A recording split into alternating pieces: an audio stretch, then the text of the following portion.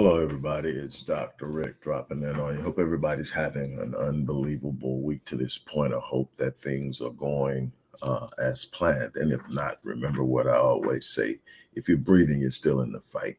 Let me tell you something. If you're really, truly pressing towards something, if you're really, truly attempting to do something beyond what is average, expect there to be tension, expect there to be delay, expect there to be points and times of frustration.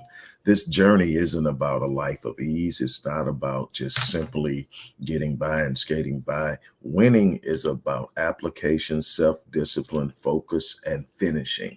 And in doing that, you're going to encounter moments where you simply are not where you want to be. That's okay. Every day, take an introspective examination. And when you ask yourself, did you give this day everything you've had? If you can answer that question honestly, yes, then you're making progress and you're doing what you have to do. Some of the seeds that you are planting are not going to show up overnight. Some of the seeds you are planting are the oak trees of your destiny that will provide shade not only to you and yourself, but to your offspring for generations. That takes time to build. Don't get frustrated. Don't become unglued and frenetic because things aren't going your way. Hold tight. You're built for what you're going through. You simply have to have the fortitude to finish. Today is Wednesday. Today is Wealth Building Wednesday. So we're going to talk about we're going to bust the number one myth in investing today. We're going to bust the number one myth, and I'm going to go back to my sweet spot in investing, and that's compounding. But I want to follow up on something that I shared with you guys last night on a video entitled Closing the Wealth Gap. I made an announcement that my Path to Generational Wealth online course, which is an 18-month course and regularly priced at $2,600, would be on sale for under $1,000 at $997. No, it's not much under $1,000, but it's definitely significantly lower than the $2,600 price, which I think is a steal for 18 months of nothing but everything A to Z in building wealth, investing, asset allocation, asymmetric risk reward, using trust to build and sustain, protect, and pass down your wealth. All of this stuff is in this course. Everything that they know that they consistently do. I searched them out for over 10 years, interviewing, researching, asking questions. And I'm going to share something with you that two of the people I studied, one of the people I actually got to speak with, and they shared this, and it's going to be a part of this. But last night I said 24 hours which would have put it right around 7 p.m. today that this offer will end. I'm going to extend it to 11:59 p.m. tonight. So throughout the remainder of the day, you can get this course for $997, which is a significant decrease from the $2,600. But you're also going to get the 7-day online business launch course, which is a way that I have for 13 plus years created my online enterprises and generated the revenue that I use to support myself and my family. And I'm showing you how to do that. So, and then you're also going to get free admission to the webinar I'm doing on the 30th on leveraging AI to generate revenue and to create strategies and to how to do it responsibly, effectively, and accurately. And this thing is unbelievable. I jumped on the bandwagon probably about 4 years ago before it ever really hit mainstream. I got my people that I'm connected to in tech. I actually have a client who is a programmer and code writer, probably one of my closest confidants, especially over the last couple of years, is been in the tech industry ever. He is retired, but still does a lot of stuff. And they broke it down to me. I decided I was going to get ahead of the game, learn how to use it instead of being afraid of it. And I'm still just blowing things. I mean, for a person like me, anything new that you can do something with that gives you, I want to learn it. And so It's about mastering it. And I want to show you mastery in just one area of it to where you can do something. And you're going to want to use the 7-day online business launch course if you don't have your own business to create an avenue through which you can use a lot of this stuff.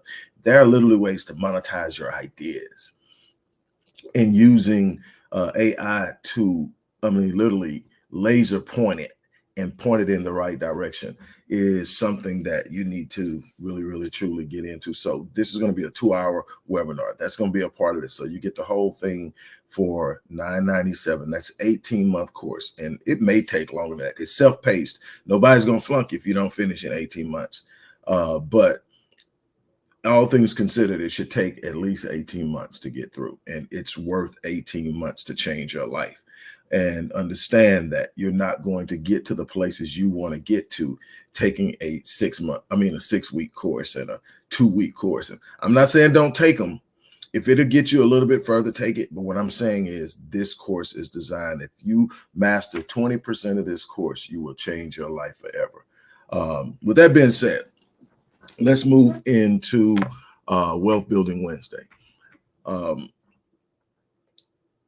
There are so many different things out there, and I try to share them with you as much as I can. My goal is to bring a constant stream of relevant information and content to you that helps you evaluate, assess, and change things so that you change your life for the better in every category. While I don't consider myself to be an expert in investing, I have for a long time invested. Now, when it comes to starting a business and getting it to profitability, 47 times, I'm that dude.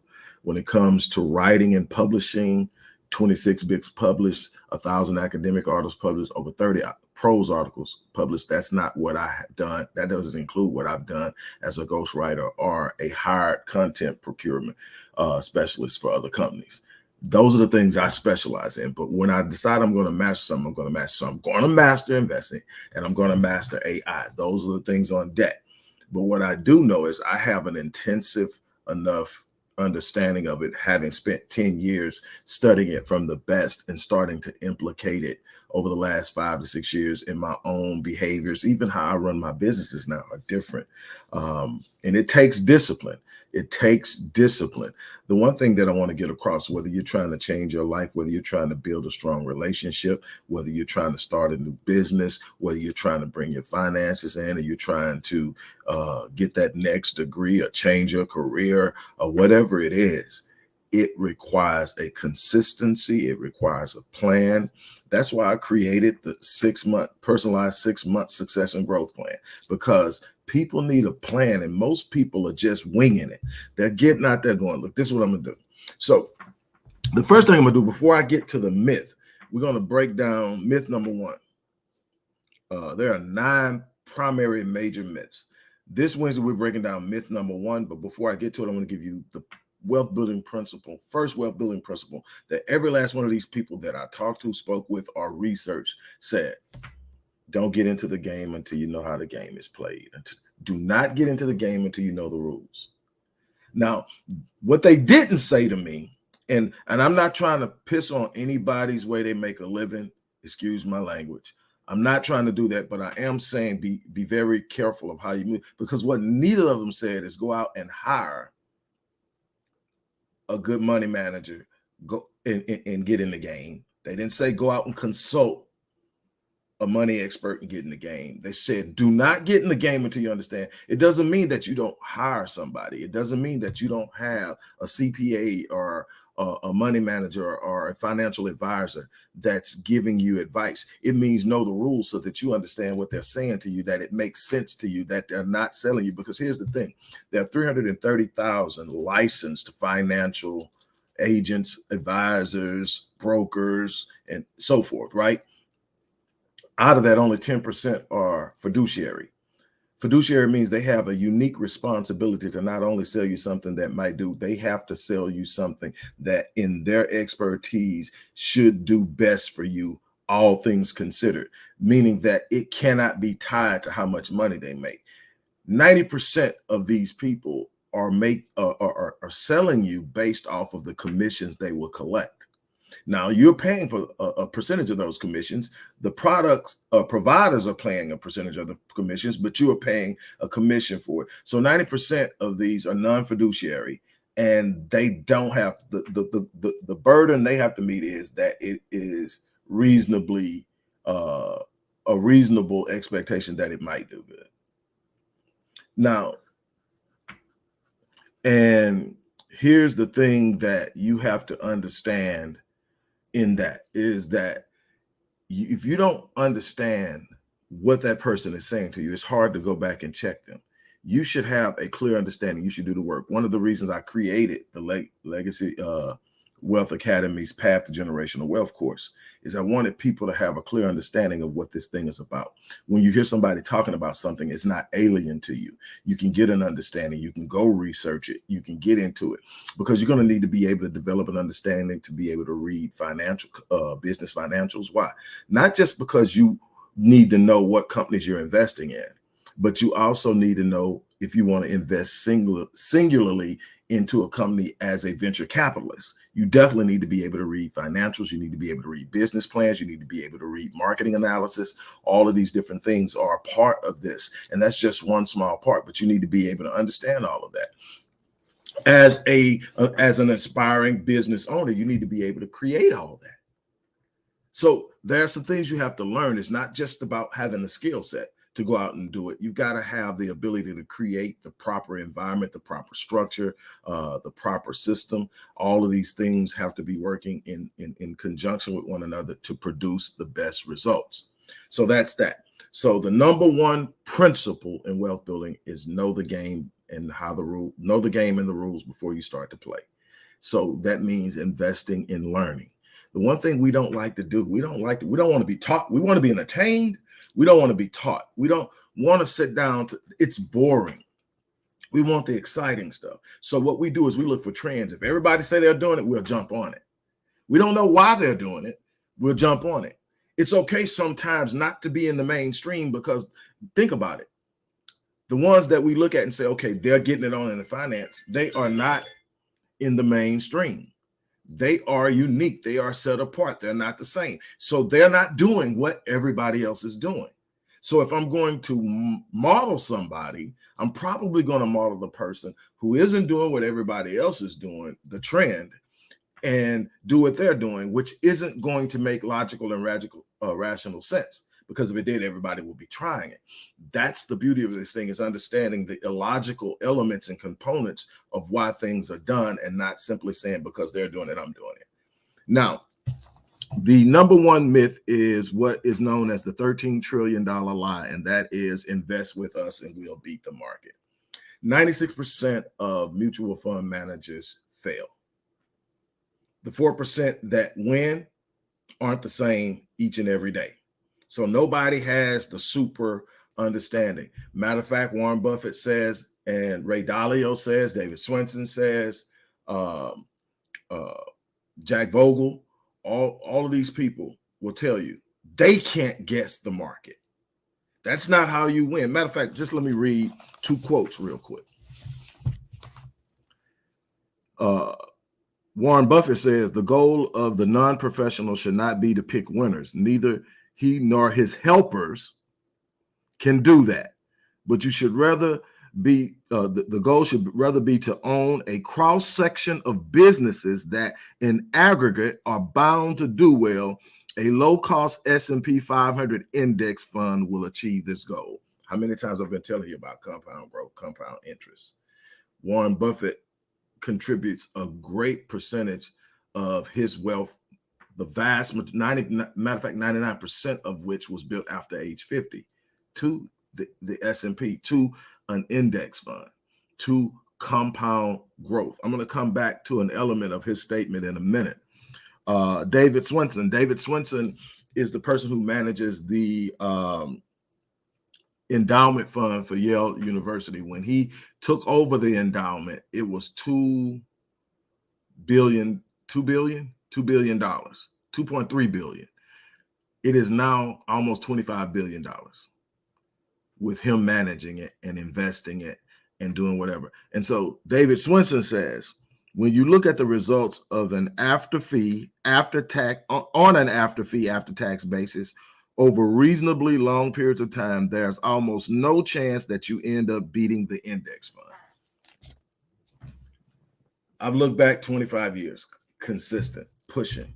And because you're taking an aggregate accumulation of high performing companies, if you look at the S&P 500, the top 300 and so are solid. They move gradually in position, but they're always going to be in there. The bottom 50 changes based off of performance. So they're always monitoring the index to make sure that the companies that are part of this are the companies that are performing. This index performs. It is, and then it's paying compound. So whatever you're putting in weekly, whatever you're putting in monthly is growing interest, and then that interest is getting interest paid on it.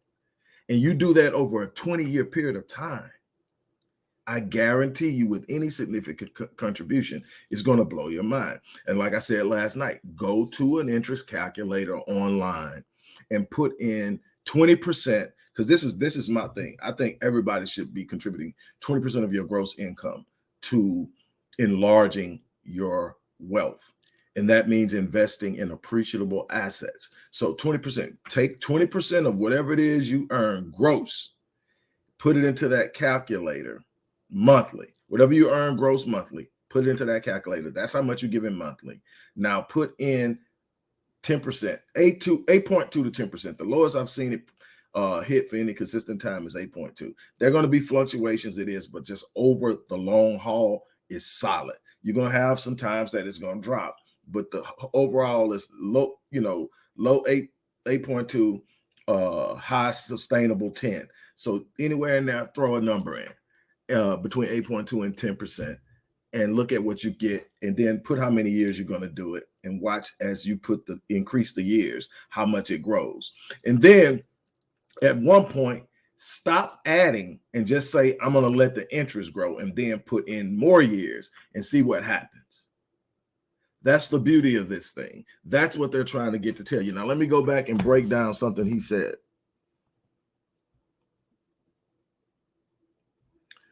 That number one, neither he or his helpers can do that.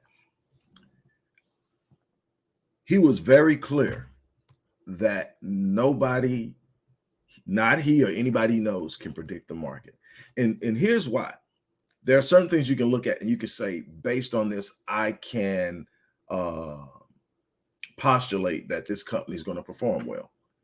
What you can't predict is the CEO of the company or the CFO of the company or the brilliant business mind of the company getting cancer and dying. Apple. Or when Apple pushed Steve Jobs out and then ended up having to bring you, you can't sit up and say, okay, I see how this is going, but you can't predict that the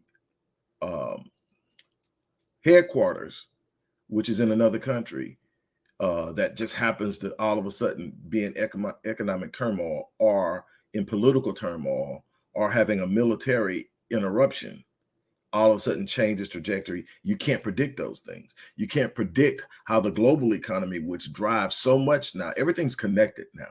It's hard to localize and domesticate how economies function now because everything is global, which is good for us if we understand how to move global. That's one of the reasons why I focus so much of my company now into picking up clients in other countries. The diversification in clientele is to ensure that I have value, market value in other countries, just in case this market tanks for a while.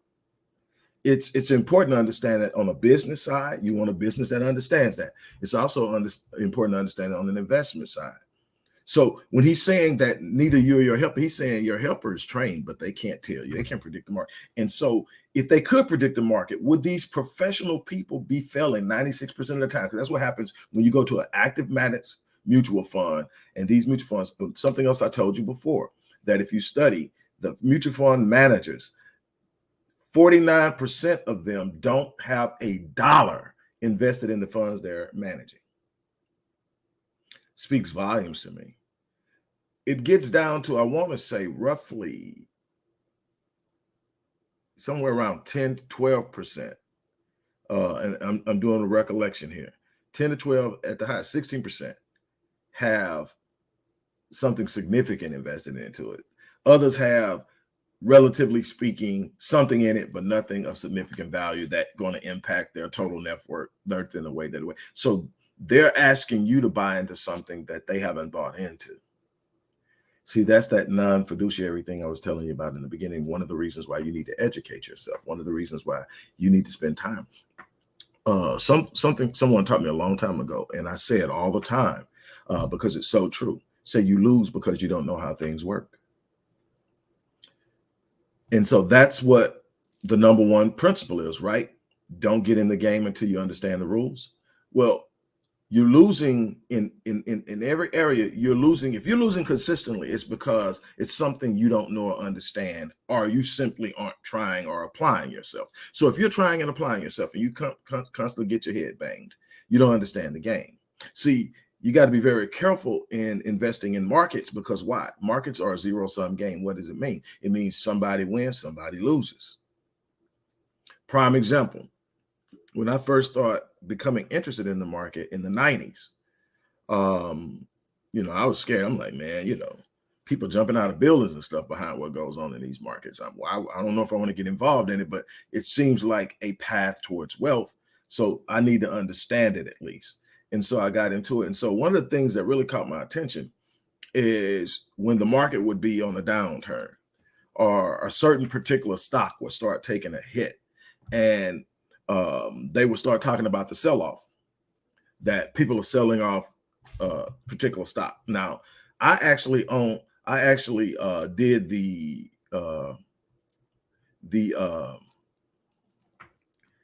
man, my mind moving so fast. I did the repatriation for the Enron executives. At one point in time, I was an international relocation manager. I helped companies move their high-level clientele all over the world.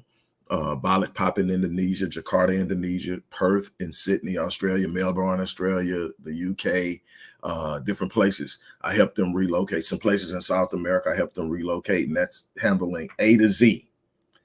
And one of the things that I saw when Enron started to tank, I'm the person who repatriated all those executives when the company went under. So I got to see all the fallout in that, and I got to see what was going on, how people were trying to dump shares, and how things were going. But back in the 90s, I had this question, right? If the stock is dropping in price and value, and people are selling it to keep from losing more money, who's the dummy buying it? Well, see, that's because I didn't understand how things work. The dummy buying it is actually the smart guy. He is what's known normally as a crisis investor. What is he doing? He is buying stock that he believes to be still valuable, but at a discounted price because it went on sale. Ray Dalio, who happens to manage the largest hedge fund in the world, last I checked, he froze it at 165 billion. He manages that. Ray Dalio, somebody else that I contacted, says that the stock market is the only place where people panic when something goes on sale. People start panicking and share. The thing is, if you follow the market, this is what happens. There are all these different variables that drive up the price and the value of stock, right? Some of it is real. Some of it is inflammatory. It's inflation. It is inflational. It is cooked books in the case of Enron, or it's just number one is you get a massive time when the economy is doing great and people just really spending, buying. That mindset will drive the stock prices up. Now that's not backed by anything, so it's an inflation. It's a part of a little bubble. It's when that bubble gets real big that you start to get concerned, because the market has a way of correcting itself. It's unbelievable. It's going to go up and it's going to inflate. It's going to get overinflated, and eventually the market corrects and it starts to go down to make the correction. A lot of times, if it's super overinflated and that bubble pops, we get what we call a crash. It goes all the way down because people get afraid and do what? Stop spending. The economy is going to have a major drive on it, but it's not the only thing. But what happens is when those prices drop drastically and people start panicking and start selling, crisis investors buy. So who lost? Person who sold. If you sold stock that's going to recover, here's the thing: companies that are created well and perform well, and you can look at the history, you can look at their financials, you can look at the history of how they performed in the market, tells you that they're going to survive, because this flip of up and down in the market happens roughly around every 4 or 5 years. We went through a pretty nice little period after the last recovery from that big recession in the early 2006, 2007, 2008. We went a long time where things were just sweet, and then we're starting to see some kickback now from a lack of building in the real estate. So we're short in inventory, which is driving prices up. So we have a seller's market, and it's been a seller's market for a while. And eventually it's going to go to a point where inventory will catch back up with demand. But one of the problems we're having now that's going to kind of slow down the selling is the mortgage demand rate has dropped consistent for the last few weeks. I've watched it drop. It recovered a couple of times, but it's been this drop. And the reason it's a drop is there's been a hike by the feds in the interest rate. So there was a point in time people were getting 3.5 and 4 on mortgages. Now it's the average mortgage is over 6% and climbing. Now I think it dropped a little from last week from what I was looking at earlier, but it is still low mortgage demand. Demand dropped again this week. So what does that mean? People who aren't familiar with real estate or invested in public companies that deal with real estate are a little iffy right now. But what you have to do is say, okay, how does this work? The market always recover. Real estate is one of the most solid investments you can get into, especially long term, buy and hold. I'm not for trading. I'm for identifying things that are of value, that hold value or appreciate in value, buy and hold, because you're going to get fluctuation. That's just how the market works. Stocks are going to go up, stocks are going to go down, prices are going to go up, prices are going to go down, values going to go up, values going to go down. You got to find the things you truly believe in and hold on to them. That's why you diversify. That's why the S&P is so powerful, because you're not overly weighted in one particular company. You're spread out and have an aggregate interest in 500 companies if you're talking about the S&P. So in that sense, what you have is an understanding of how that works. But again, the number one myth is stop. Because like if you talk to a person who isn't really familiar with investing and you say, well, what kind of investment they're going to say CDs. Not bad if you understand what you're doing. But the other one is mutual funds. Well, it depends on what type of mutual fund you're investing in. If you're investing in an actively managed mutual fund, that's a rough way to go.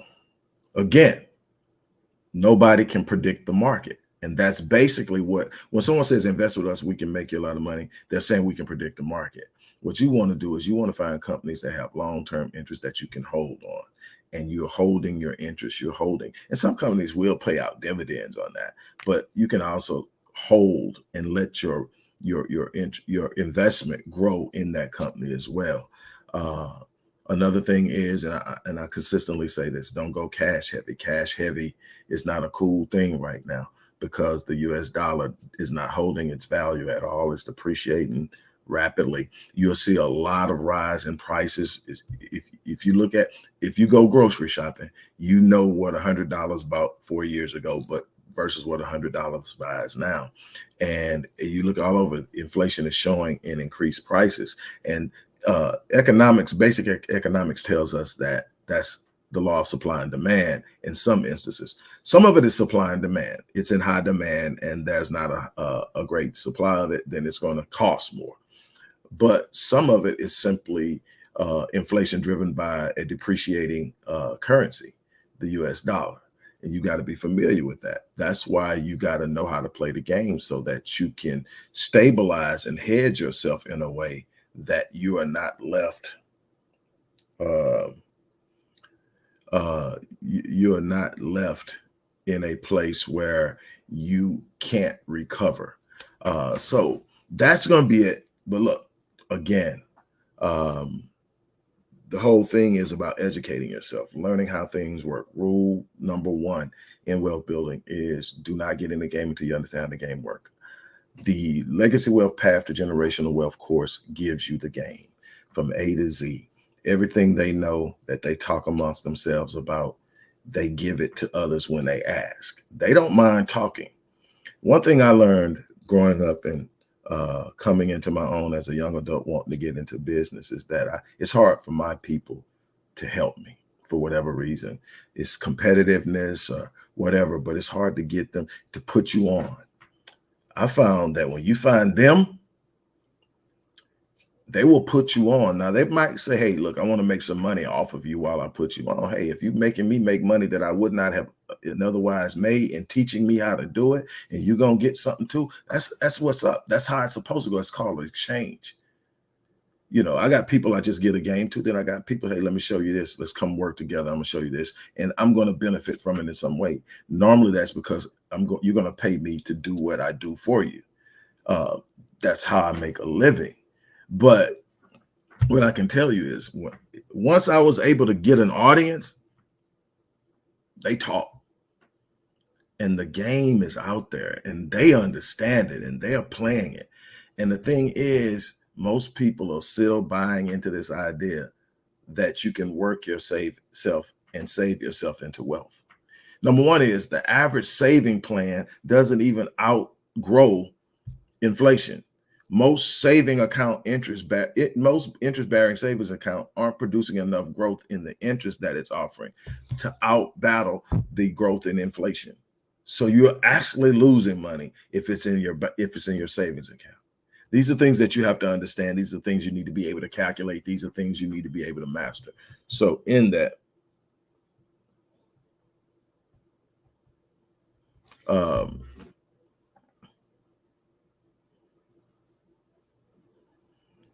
um, that's that.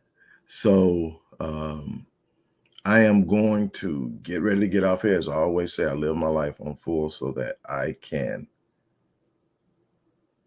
die on E when I leave this place. I don't want to take any of my potential to impact this world, to make a difference in this world with me. I want to have given all of me to my purpose uh, because it makes no sense to take what was meant to be spent here out of here. And so many people take their value to the grave. The great Dr. Miles Monroe once said that um, the cemetery is the wealthiest place on the planet. On that note,